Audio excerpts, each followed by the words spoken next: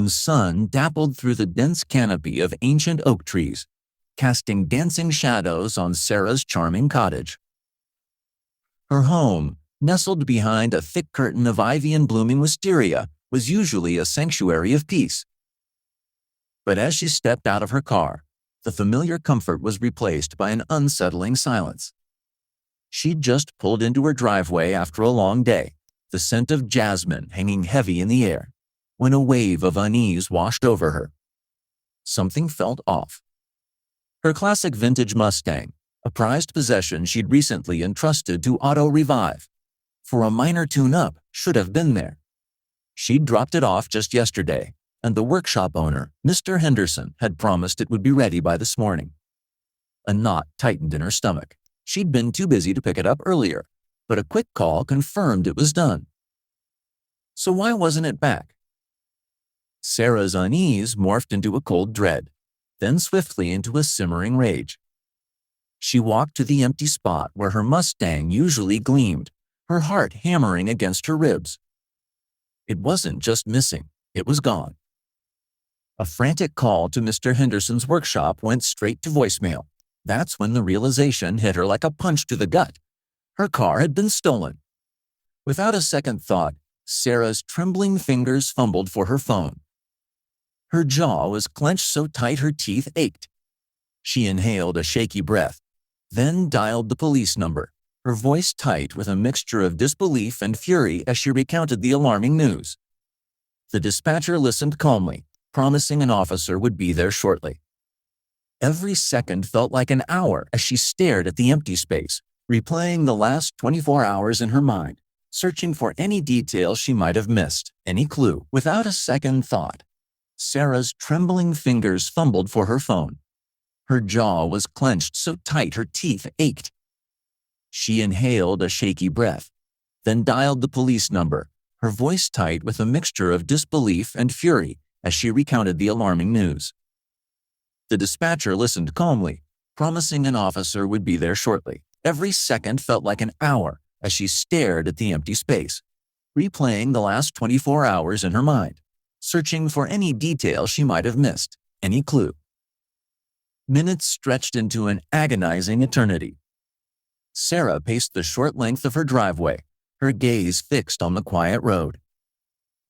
The green foliage around her house, usually a source of comfort, seemed to press in, mirroring her rising frustration. The chirping of birds, normally a soothing sound, now felt irritatingly indifferent to her turmoil. Just as despair threatened to overwhelm her, a siren wailed softly in the distance, growing louder until a patrol car rounded the bend, its lights flashing silently, painting the verdant backdrop with intermittent streaks of red and blue. Two officers, a tall, no-nonsense woman named Officer Davies, and a younger, quiet man. Officer Chen stepped out of the vehicle, their uniforms crisp against the leafy backdrop of Sarah's home. They approached her cautiously, their expressions professional but sympathetic. Sarah met them at the edge of her property, her arms crossed tightly over her chest, the anger she felt radiating off her, a palpable heat in the cool evening air. "Thank you for coming so quickly," Sarah bit out, her voice still trembling slightly, but now laced with indignation. "My car, my Mustang. It was at Auto Revive for a tune-up, and now it's gone. Someone stole it." She gestured wildly towards the empty parking spot, as if the sheer force of her frustration could conjure the vehicle back into existence. Officer Davies nodded, pulling out a notepad and a pen. "Can you tell us exactly when you dropped it off, and when you expected it back, ma'am?" Any details, no matter how small, could be helpful. Sarah recounted the details, her frustration evident in every word. "I dropped it yesterday evening, around 6 p.m. Mr. Henderson said it would be ready this morning, by noon at the latest.